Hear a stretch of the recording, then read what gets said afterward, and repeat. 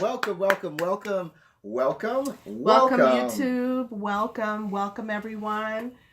We are so excited about Absolutely what excited. we are doing tonight. Mm-hmm. We are excited. Are you Yes, excited, yeah, I'm babe? very excited. We're doing so many different things tonight.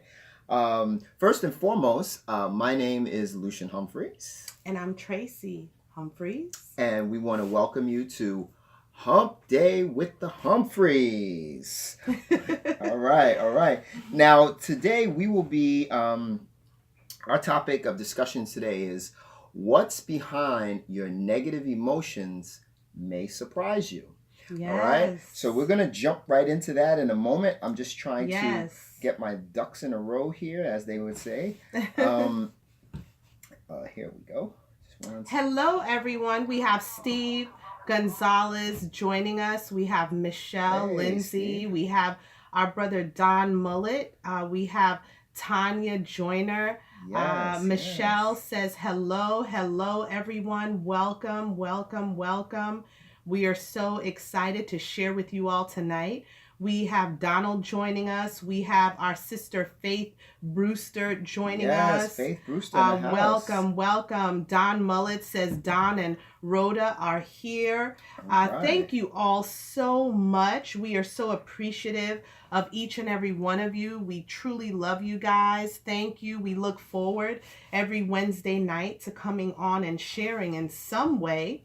And so tonight, guys, trust me, you don't want to miss what we have to share with you all tonight. Our brother Sundiata Ferguson is joining us. The Welcome. lion has arrived. The lion is in the house. Welcome, Sundiata. Welcome, everyone. God bless you all. And so, hey, family. So everyone, we're going to jump right in because we have quite a bit of information to share with you all. Our brother Jason Kerr just joined us. Welcome, Jason. Thank you so much. Michelle Lindsay says, my marriage has fallen apart again. I really need someone to talk to. Michelle, do us a favor. Inbox us your information and we will get with you after this call. Definitely inbox us the information. But one of the things you can do on this live is listen in. I recommend you listen all the way through. I pray tonight that you all won't go on and off, that you will truly give this your attention, because whether it may not be directly applicable to you, but it might be applicable to your children. It might be applicable to someone who is not watching. Absolutely. Or it might be applicable to a coworker, a business partner. So you all, we're hoping that you will join us, listen in, and even take some notes if you're able to do that. Absolutely. And so, Michelle, yes, my sister, we will get with you after this.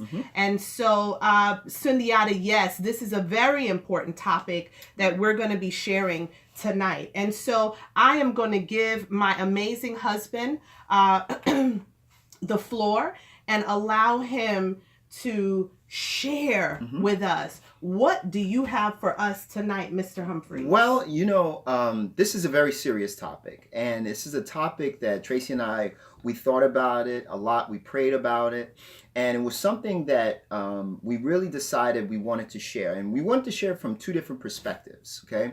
The title is called, What's Behind Your Negative Emotions May Surprise You, okay?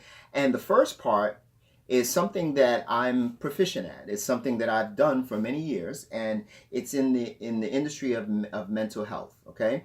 And I'm going to speak about that, but I want you, before I do that, I want you to understand that Tracy and myself, we are not experts. We are giving you our opinions based on our life experiences, based on our educational experiences, as well as our Christian prism. Okay, so this is the perspective that we are coming from. So I want you to keep that and bear that in mind as we're doing this. And now, for many years, I've worked in the industry of the pharmaceutical industry for over 15 years, and I've sold a lot of mental health medication. Okay, everything ranging from depression to Alzheimer's, insomnia, schizophrenia, anxiety disorders, things of that nature. And the one common theme, and I'm going to get into the difference between when when therapy or psychological intervention is necessary versus when there may be something else. And Tracy's going to get into what that other thing is. And well, first let's start about why and when you may need to understand to see a therapist or to see someone or to talk to a counselor or something of that nature. And the first thing I want to talk about is the chronic symptoms. Okay, if you find whatever it is that you're going through, we'll go over some of them, but if anything is chronic, meaning over and over and over and over, certain thoughts, certain actions, certain deeds that are just over and over and going over in your mind, or your behavior is maybe negative and it's over and over and chronically happening, that is one of the telltale signs. But I'm going to give you 5 of them. Okay, and it's important because there's a popular misconception about mental health, and is that if you see a therapist or if you go to someone, a counselor, that somehow you're crazy, especially in communities of color. There's this stigma against mental health, and that's just could be the furthest things from the truth. Okay, if you're sick, you go to a doctor. Okay, if your arm is broken, you go see an orthopedist. If your mind is out of maybe you're dealing with something, you go see someone who specializes in that. Okay, if there's something wrong with your spirituality, you speak to someone who's qualified to talk to you about that. And that's the prism that I want to talk about here, because so many of us are shying away from it and not getting the help we need, thinking that it'll just go away if I don't tell anybody and I just try to act normal, it'll just go away. And the truth is, it doesn't just go away. As a matter of fact, if the longer, like I said, this is a chronic thing. The longer you ignore it, the worse it becomes. All right. So there's 5 things I'm going to give you, and I want you to write this down. Now, number 1 is, are you feeling sad, angry, or otherwise not yourself? Okay, sad, angry, or otherwise not yourself. Now, what do I mean by that? Well, if you have uncontrollable sadness, for an example, and it's chronic, if you have feelings of hopelessness, helplessness, worthlessness, those are telltale signs of maybe some depression or some other things going on there. That is, if you have that feeling, maybe you're feeling a little off, or maybe you're having suicidal thoughts. That is probably a big indicator that you should go seek some counseling. Okay. And by the way, I'm just sharing this, just full disclosure. My wife and I have been to counseling. We've been to couples counseling. We've been to individual counseling. I'll say it live on this live, where how many people can see it, because there's nothing to be ashamed of. There's no stigma attached to it. It's something that I want more people to feel comfortable and free talking about. That's number 1. Number 2, are you abusing drugs, alcohol, food, or sex? In other words, are your carnal, fleshly desires being overstimulated? Remember, I said this is a chronic thing. So if you're feeling a certain way, if you're noticing that you're running to these things, these vices, these things that give you a feeling of pleasure, then there's probably some sort of coping mechanism that's happening. That right there, ladies and gentlemen, is another telltale sign that you should seek a therapist. You should talk to someone. I can remember when I was going through a particular rough time in my life, I would feel these feelings. I would feel these feelings of sadness, hopelessness, and helplessness. And one of the things that I ran to was exercise. Right? I was just constantly exercising, and I was constantly looking for a way to feel better. So this is going to sound weird, but I would go to the mall and I would get a chair massage. You know, those ladies that massage you in the mall? And I would go there. I don't know. I think I spent about $1,000 on those things, because I had all this tension. And when I would go there, I would feel better. But guess what? I was doing it like every other day.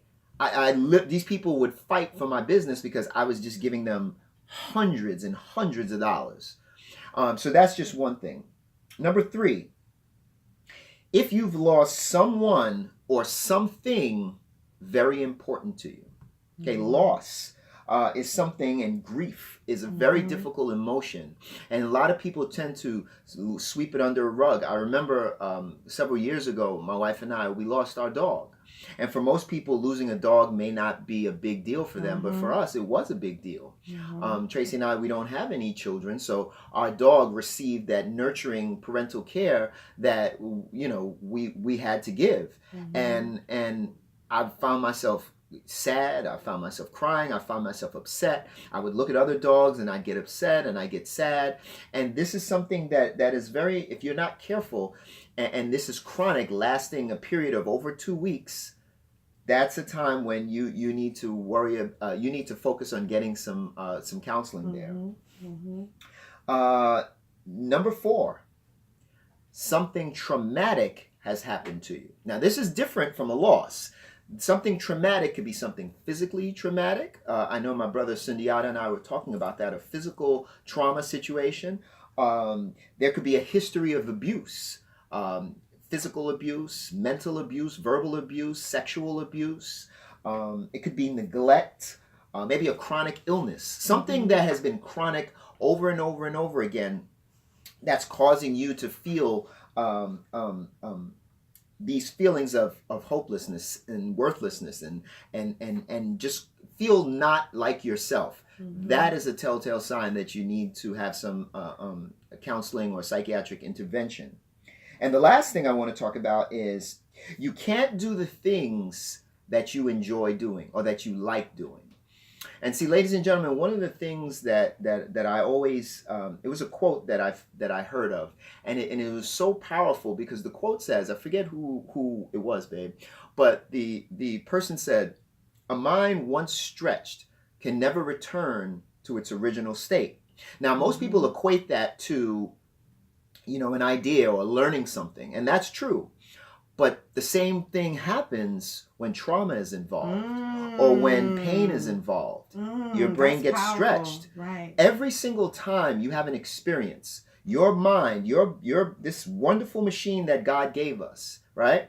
There is a neuron that is created, a neural pathway, in your brain that is created every single time you have a new idea, a painful thing happens to you, a jarring memory. All these things, your human mind, you might have heard the saying, what you focus on expands. The reason that happens is because your mind is creating a neural pathway, and that replays over and over and over and over. Now, sometimes when you put a good thing in there, it's great. But when you put a negative thing in there, same thing happens. All right? So those are 5 telltale things that I wanted to share with you.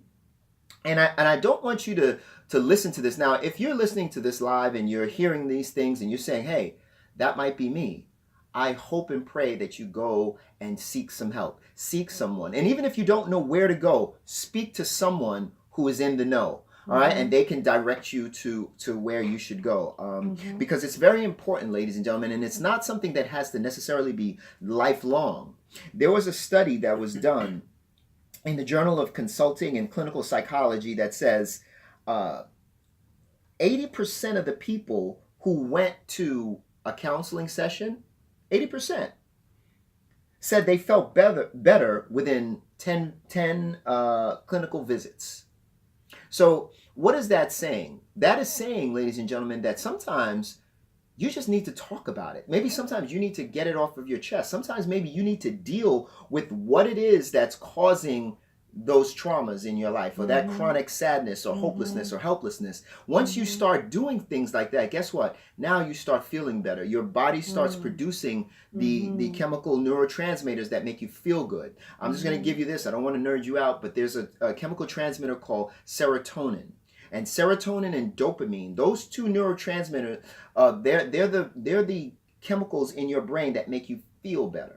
Okay, and these are the things that when you get depressed or sad or you go through trauma, your mind shuts off the production of those. So when you're living your life, but those chemicals are not coming in your brain, so you start to stay in that funk. You start to stay in that way, and that is what we are working against now. You notice in this whole time that I've spoken, I didn't mention any medication. I didn't mention any drugs or things of that nature.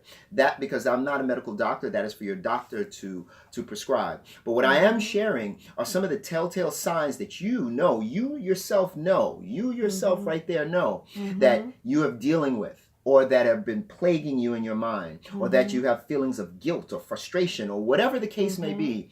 That is the time that you need to go get some help. Now, there's a distinct difference, and I want to be very clear because we don't want to be irresponsible. There's a distinct difference between seeking psychiatric help or mental help or whatever you want to call it, but seeking some sort of counseling. Or intervention. Or intervention, thank you.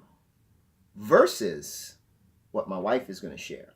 Now, I want Tracy to share this with you, and she is going to, what she was sharing with me was just mind-blowing. She's going to share it to you in a way that maybe you've never heard of it before, but I think it's very powerful and very relevant because it piggybacks very nicely on what I just shared with you. So I shared you my part, which is about the clinical diagnosis of when you can look at things and you can see that clinically you need help.